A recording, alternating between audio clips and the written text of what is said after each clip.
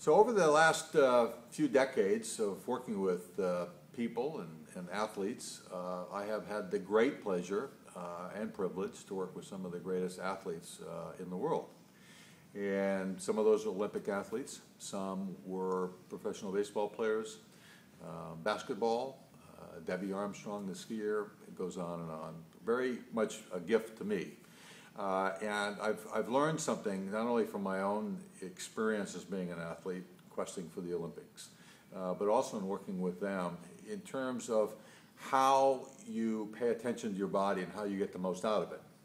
And I think a story going back to about a year ago, doing an interview with Apollo Ono, who works out at ZUM now and again when he's in town. He told me when I asked him about what he had learned over the last 4 years preparing for this Olympics, which was 2010, and he said the thing that I've refined is how much I have to recognize when I'm tired, to know when I need to take a break and rest. Now, it's very interesting because here's a guy who's won up to that point in time how many medals? He ends up with 8, but he had maybe 4 medals at that time. And he's going to the Olympics for was that the 3rd time? I think so. And he's then saying, well, I've refined how I'm having to pay attention to my body. It's very interesting. And I've noted that with other athletes too. Jamie Moyer, after we worked together for a couple of years, said, you know, the one thing I've learned is that I need to be brutally honest with how I feel about myself so that I don't overtrain. And the same thing applies to everyone that I work with who are just lay people trying to be in their bodies and trying to stay healthy for as long as they possibly can, is what's the right mix between doing and not doing, between working and rest. And I think one of the ways of thinking about it is that you envision this epoxy glue. And epoxy glue has 2 components. It has a catalyst and it has a hardener. And the glue, which is amazingly strong, doesn't work without both components.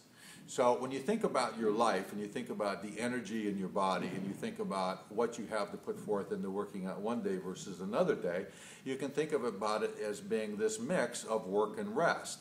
Do you need more work? In other words, you have more energy and you can put out more energy? Or does your body really require rest so that then you can come back to expend more energy? So the reason for resting is simply to feel better, and to feel better is good. You've heard me say this before. To feel good is good. And in Apollo Ono's place and Jamie Moyer's career, those guys think of feeling good as pertaining to performing well. And if they perform well, they make money. So that's their motivation. For you, it may not be that you're going to make more money, but you're going to feel better. So think about it in this new year, about how you combine these 2 things. One's a catalyst, the other one's a hardener. One's work, one's rest. They're both important. They go 50-50. You can't have one without the other. And think about what does your body need on a day-to-day basis to maximize how you feel. Remember, it's good to feel good.